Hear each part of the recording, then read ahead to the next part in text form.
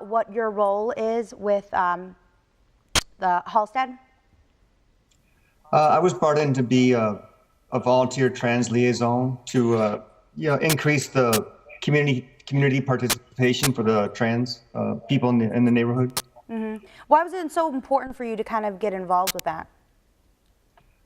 Because there's a lot of interest, and the center has so many resources available that I felt could really be used to gather that interest together in one spot. So as a liaison, can you kind of walk me through what it is that you do? I look at the programming we have at the center. I visit different community groups and see what their needs are. And then I try to bring the two together. Do you think there is a definite need for your position within our communities still? Oh, yes, absolutely. The transgender community is a very diverse community, and I think it really does need a focal point to attract its attention. Otherwise, we're sort of split up, and we all have needs, and we certainly have the need for support. So to have the center really advocate and be out there with what we have as a resource, I think can draw those disparate groups together. And there are many of us.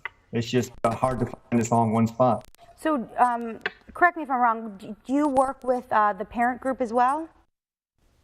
With parents, you said? Yes, you work with the parent groups as well at the center?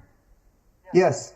What's it like for some of these parents that do have children that, come out to them and say, I do identify with the transgender community? What do some of the parents go through? When the parents come into the center, they are so relieved. They think they found a second home or even a first home, because it's very difficult for parents of transgender children to find acceptance in their communities. Because it is a rather new, for many people, it's a new phenomena. But at the center, they come in, and of course, we welcome them with open arms, and they're not alone. There are a lot of transgender children. And I think more and more people are realizing that when children say they feel like a girl or they feel like a boy, they may be expressing that they really do feel like that. They're not just play acting or playing make-believe. They actually do sense their own gender identity disorder. So it's almost like the parents are coming there and for acceptance for the community as well. I mean, their kids are going through those. Yeah. What did it feel like for you to hear that?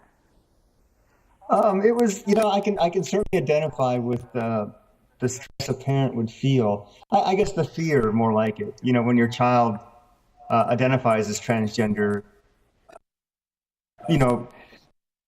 Transgender, I can understand what he was going through, but I certainly have a lot of fear of what's in the future for my child.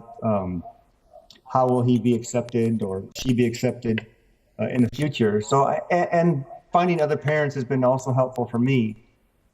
So know that I'm not alone, not only as a transgender person, but as a parent of a transgender person. There's nothing you can do to deny it. In fact, the more you deny it, the worse it gets. It leads to, in later life, it leads to alcoholism, suicide, risky behaviors, all kinds of different problems that are developed in the trans community when you do deny it. I mean, when you deny anything, that's what happened. It was only more recently when I really felt the need that I had to do something more deeper. To use hormones, to do those kinds of things. So you're actually undergoing some hormone process now? Yes, correct. So is your ultimate decision to undergo surgery, or I kind of don't really know, how does the process go? Do you take hormones for an X amount of years, or? Yeah, there's a whole different process that people can go through, but that's changing in itself as well, because we look at gender as a bipolar situation. You have male or female. I think we're learning now, even for all the people who identify as men, you have all different kinds of men who are, more this or more that. You have all kinds of women who are more this or that, and you have all kinds of trans people that are more this or that, just like everyone else. So some trans people decide they want to go all the way and become, identified outwardly as the opposite gender that they were born. Others don't. Others go a certain extent and then they're comfortable in that position. I guess I'm more on that part. I will go a certain extent until I'm comfortable. A few years ago, it was still, sort of, hush hush and taboo.